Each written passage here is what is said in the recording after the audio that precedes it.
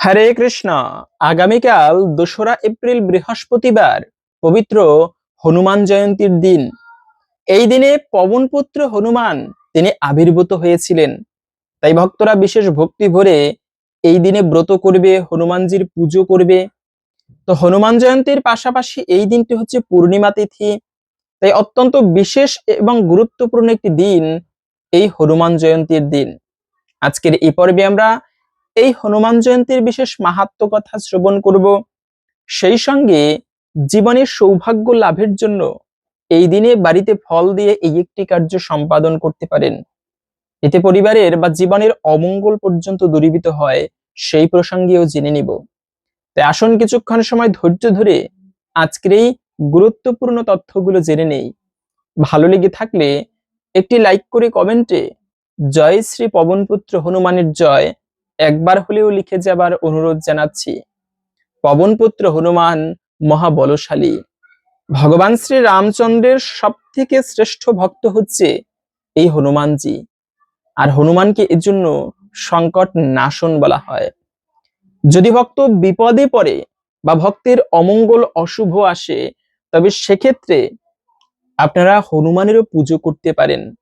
আমাদের এই বঙ্গদেশে হনুমানের পুজো একটু কম করা হয়, কিন্তু ভারতের দক্ষিণ ভারতে দিল্লির দিকে ভক্তরা হনুমান পুজো কিন্তু বেশি করে থাকে, হনুমান মন্দির প্রায়ই দেখা যায়। তো এই জন্য এই হনুমানের পুজো করলে ভগবান যেমন নৃসিংহদেব রূপে তার ভক্তকে রক্ষা করে থাকে, ঠিক তেমনি ভগবানের পরে হনুমান হচ্ছে আরেকজন দেবতা, যিনি বিপদে আপদে তার ভক্তদেরকে রক্ষা করে থাকে। আর এই হনুমানের পুজো করলে আর কি কি হয়? হনুমান পুজো যারা করে, স্বয়ং শনি দেবতা হনুমানকে কথা দিয়েছেন, হে প্রভু, যারা তোমার ভক্ত হবে তাদের উপরে শনির প্রভাব খাটবে না, শনির দশা তাদের উপরে পড়বে না। এজন্য গ্রহের যদি প্রকোপ থাকে জীবনীতে, তবে এটি কিন্তু শুভ নয়। জীবনে একটা অশুভ অমঙ্গল লেগেই থাকে এই গ্রহ দোষের কারণে। কিন্তু যারা হচ্ছে এই হনুমানের ভক্ত হয়, বিশেষত আপনারা হনুমান চল্লিশা পাঠ করতে পারেন প্রতি মঙ্গলবারে। কেননা হনুমান চল্লিশাও পাঠ করলেও জীবনে অনেক বিপদ থেকে হনুমানের কৃপায় রক্ষা পাওয়া যায়, মুক্তি মেলে। আপনারা গ্রহদোষ নাশ করার জন্য, হনুমানের কৃপা লাভের জন্য বৃহস্পতি মানে প্রতি মঙ্গলবার অথবা শনিবারে হনুমান চল্লিশাও পাঠ করতে পারেন, এতে গ্রহদোষও নাশ হয়ে থাকে। দ্বিতীয়ত হচ্ছে এই দিনটি, এই চৈত্র মাসের পূর্ণিমা তিথি, এই দিনটি অত্যন্ত শুভ একটি দিন। যেমন এই চন্দ্রের আলোয় সেই ঋতু পরিবর্তন হয়, আবার চন্দ্রের আলোয় জোয়ার ভাটা হয়ে থাকে। এজন্য চন্দ্রগ্রহ অত্যন্ত গুরুত্বপূর্ণ আমাদের জগতে পরিবেশের ভারসাম্য বজায় রাখার জন্য। তো সেই একে তো হচ্ছে হনুমান জয়ন্তী, দ্বিতীয়ত হচ্ছে চৈত্রী পূর্ণিমা তিথি। আর ঋতুরাজ বসন্ত, এই বসন্তেই চৈত্র পূর্ণিমায় আবার শ্রীকৃষ্ণের রাস যাত্রা, বসন্ত রাস যাত্রা করা হয়, যাকে বলা হয় বসন্ত রাস যাত্রা বা দোল যাত্রা। তো এই দিনে শ্রী ভগবান শ্রীকৃষ্ণেরও বিশেষ উৎসব। যারা কৃষ্ণ ভক্ত রয়েছে, যারা হনুমানের ভক্ত রয়েছে, অথবা যারা লক্ষ্মী নারায়ণের পুজো করেন বৃহস্পতিবারে, তারপরে পূর্ণিমা তিথিতে, তাদের জন্য একটি বিশেষ গুরুত্বপূর্ণ দিন। কেননা একে তো পূর্ণিমা, দ্বিতীয়ত হচ্ছে বৃহস্পতিবার। তাই সকল কিছু মিলিয়ে লক্ষ্মী দেবীর কৃপা লাভের জন্য একটি অত্যন্ত বিশেষ গুরুত্বপূর্ণ দিন এই হনুমান জয়ন্তীর দিন, আগামীকাল 2রা এপ্রিল বুধবার। যে ভক্ত প্রতি বৃহস্পতিবারে অথবা পূর্ণিমা তিথিতে লক্ষ্মী নারায়ণের পুজো করতে পারে, তার পরিবারে মা লক্ষ্মী এবং নারায়ণের কৃপায় কোনো অশুভ থাকে না, দূরীভূত হয়ে যায়। তাই আমরা প্রথমত জেনে নিচ্ছি এই পূর্ণিমা তিথি কতক্ষণ পর্যন্ত থাকবে। তো পূর্ণিমা তিথি শুরু হবে আজকে 1লা এপ্রিল বুধবার সকাল 6টা 36 মিনিট থেকে, থাকবে মূলত আগামীকাল 2রা এপ্রিল বৃহস্পতিবার সকাল 6টা 48 মিনিট পর্যন্ত। এই সময়টুকুর মধ্যে এই পূর্ণিমা তিথি থাকবে। তাই উদয়া তিথি মেনে আমাদের এই পূর্ণিমা পালন করতে হবে আগামীকাল 2রা এপ্রিল বৃহস্পতিবার। এবং যারা হচ্ছে আপনারা উপবাস করবেন, এই হনুমান জয়ন্তীর উপবাস কিভাবে করতে হয়? যাদের হনুমানের প্রতি ভক্তি আছে, সবার তো আর হনুমানের প্রতি ভক্তি নেই। তো যাদের হনুমানের প্রতি ভক্তি আছে তারা আপনারা একাদশীর মতো করে ব্রত করতে পারেন। সারাদিন উপবাস করে, যেমন আজকে নিরামিষ খাবার গ্রহণ করতে হবে এবং আগামীকালকে হনুমান জয়ন্তীর দিনে আপনারা ভক্তি ভরে উপবাস করে হনুমানের বিশেষ পুজো করবেন, রাম কথা হনুমান কথা শ্রবণ করবেন, ভক্ত সঙ্গে কাটাবেন। বিশেষ করে হনুমানকে প্রসন্ন করার জন্য একটি সবথেকে শ্রেষ্ঠ উপায় হচ্ছে রামের নাম জপ করা। যে ভক্ত রামের মন্ত্র জপ করে, রামের নাম জপ করে, হনুমানজি তার উপরে আপনা থেকে প্রসন্ন হয়ে থাকে। যেন রাম ভক্ত জগতে হনুমানেরও প্রিয়, আর রাম ভগবান তার ভক্ত হওয়া জগতে অত্যন্ত শুভ। বিশেষ করে এই হনুমান জয়ন্তীর দিনে আপনি রামের নাম অথবা হরে কৃষ্ণ মহামন্ত্র জপ করতে পারেন। আর এই নাম এবং নামই অভিন্ন। রামের সুন্দর একটি কাহিনী পাওয়া যায় হনুমানজিকে নিয়ে, যে একবার একটা ভক্ত, আগের দিনে এখনকার মতো তো এত পাকা টয়লেট ছিল না, মানে টয়লেট করতে হতো বনে, মানে সেই জঙ্গলের মধ্যে মানুষ টয়লেট করতো, মলত্যাগ করতো। তো একদিন এক ভক্ত, সে রামের নাম জপ করছিল আবার টয়লেট করতে বসে, মানে বনের মধ্যে ঝোপঝাড়ে টয়লেট করছিল আর রামের মন্ত্র জপ করছিল। তো ওই সময়ে সেই উপর দিয়ে আকাশ পথ দিয়ে হনুমান তিনি উড়ে উড়ে যাচ্ছিল। হনুমানের দুটি সেই সিদ্ধি আছে। এক হচ্ছে তিনি বড় হতে পারে বিশাল, আবার ক্ষুদ্রের মতো ছোট হতে পারে। আর একটা হচ্ছে তিনি আকাশ মার্গে বায়ু বেগে চলতে পারে। তো এই হনুমান উপরে আকাশ পথ দিয়ে যাচ্ছিল, নিচ থেকে শুনতে পেল কোন এক ভক্ত তিনি রামের নাম জপ করছে, রাম জয় শ্রী রাম বলছে। মনে মনে চিন্তা করল, আচ্ছা রামের নাম জপ করে, জগতে এত বড় ভক্ত, দেখি তো সেই ভক্তকে একটু দর্শন করে আসি। নিচে নেমেছে, কিন্তু নিচে নেমে কোথাও সেই ভক্তকে দেখতে পাচ্ছে না। শেষে খেয়াল করলো ঝোপের ভিতর থেকে রাম রাম উচ্চারিত হচ্ছে।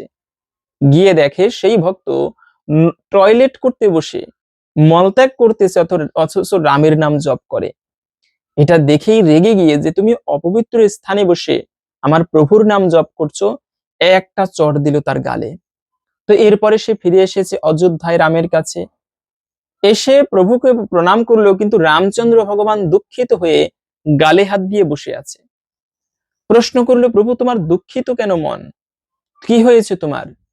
ভগবান বলে, দেখো একটা ভক্ত সে নোংরা জায়গায় বসে নাম জপ করছিল আমার, আর তাকেই একটা ভক্ত চড় দিয়েছে, তাই আমার দেখো গালে, সেই ভক্তের হৃদয়ে তখন আমি অবস্থান করছিলাম, তাই সেই ভক্তকে চড় দেওয়া হয়েছে, আমি এতে আমার ব্যথা লেগেছে, আমার গালে দেখো 5টা আঙুলের দাগ বসে গিয়েছে। হনুমান দেখে ভগবানের ঠিকই তেমনি 5টা আঙুলের দাগ গালে বসে গিয়েছে। হনুমান বুঝতে পারলো নাম এবং নামই অভিন্ন।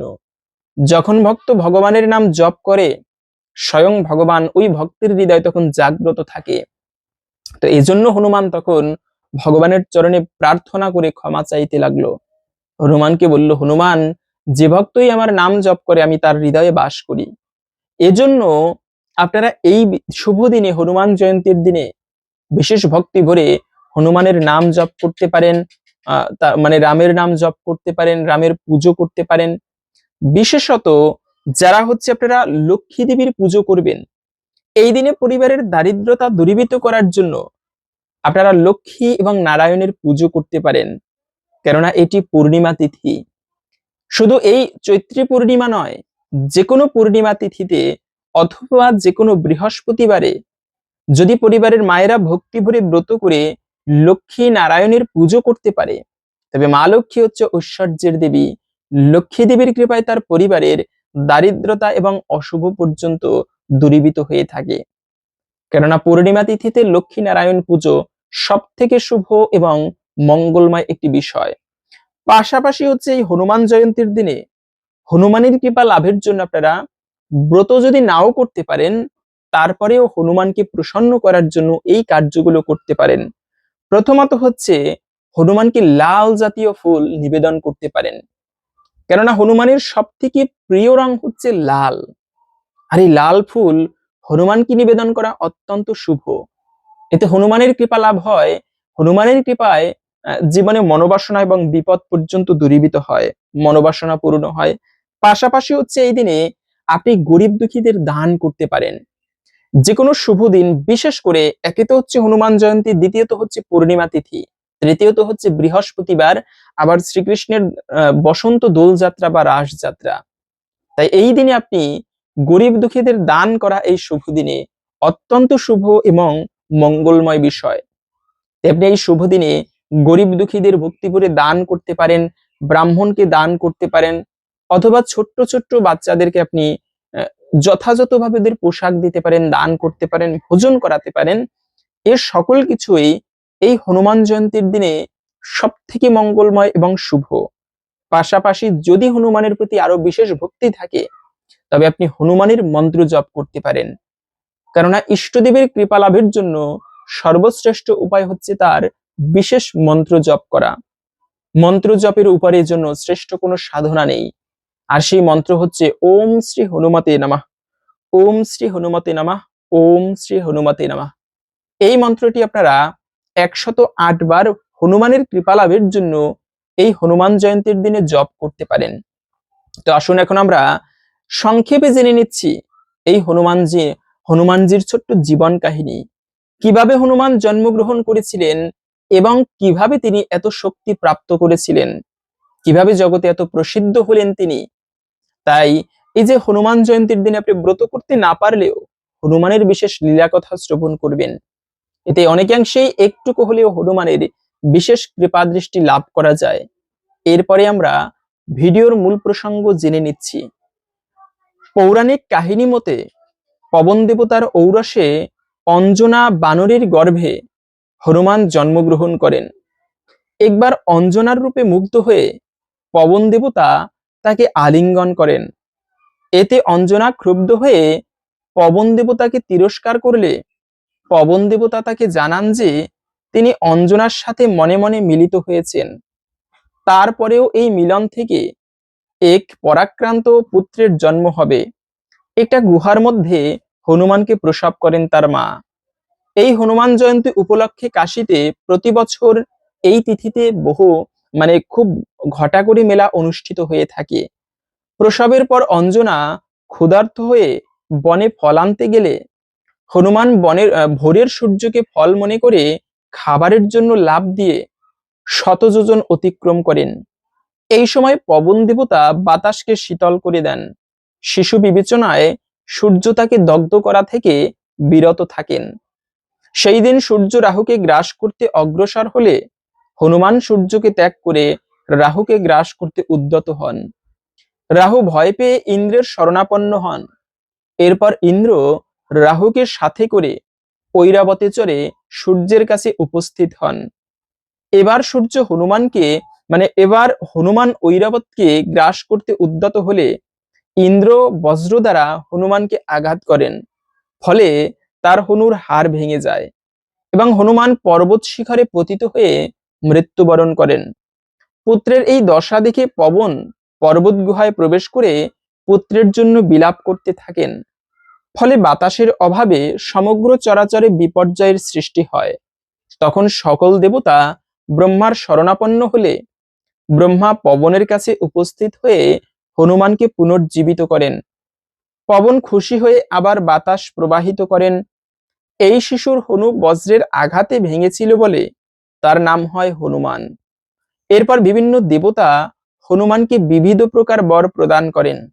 ইন্দ্র বর দেন যে বজ্রে তার মৃত্যু হবে না এবং তার ইচ্ছা মৃত্যু হবে। সূর্য তার শতাংশ তেজ দান করেন। ব্রহ্মা বলেন হনুমান ব্রহ্মজ্ঞ ও চিরজীবী হবেন এবং সকল ব্রহ্মশাপের অবদ্ধ হবেন। মহাদেব ও বিশ্বকর্মা বলেন ইনি তাদের সকল অস্ত্রের অবদ্ধ হবেন।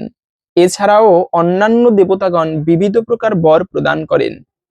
এরপর শিশু হনুমান বিভিন্ন ঋষির আশ্রমে উপদ্রব শুরু করলে ঋষিদের অভিশাপে ইনি দীর্ঘদিন তার নিজের ক্ষমতা সম্পর্কে বিস্মৃত হয়ে থাকেন।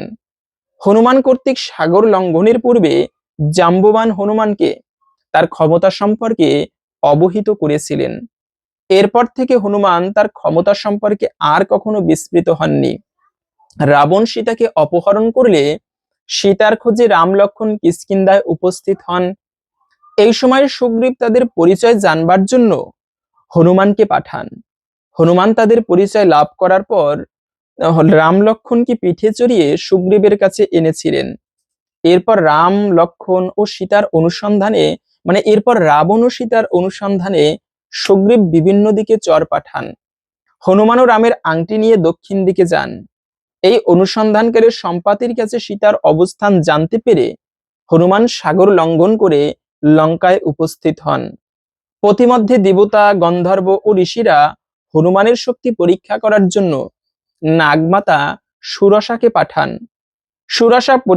হনুমান তখন সেই পরীক্ষায় জয়লাভ করে লঙ্কার পথে রওনা দেন।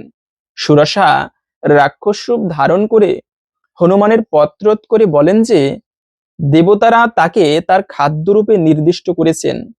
উত্তরে হনুমান বললেন যে তিনি সীতাকে উদ্ধার করতে লঙ্কায় রামের দূত হয়ে যাচ্ছেন। সীতার সংবাদ রামকে দিয়ে তিনি পুনরায় সুরসার মুখে প্রবেশ করবেন। এরপর সুরসা বলেন যে কেউই আমাকে অতিক্রম করে যেতে পারবে না, এই বর তিনি লাভ করেছেন। এরপর হনুমানকে মুখে প্রবেশ করার কথা বলে তার মুখ প্রসারিত করলেন। প্রথমে হনুমান তার দেহকে 10 যোজন বিস্তৃত করলেন। সুরসাও তার মুখ 10 যোজন বিস্তৃত করলেন। এরপর সুরসা 20 যোজন মুখ বিস্তৃত করলে হনুমান 30 যোজন বৃদ্ধিপ্রাপ্ত হলেন। এইভাবে দুজনেই আয়তন ক্রমেই বৃদ্ধিপ্রাপ্ত হবার সময় হঠাৎ করে হনুমান নিজেকে অঙ্গুষ্ঠ পরিমাণ আকৃতি ধারণ করলেন এবং পরে সুরসার মুখে প্রবেশ করে আবার বেরিয়ে এলেন।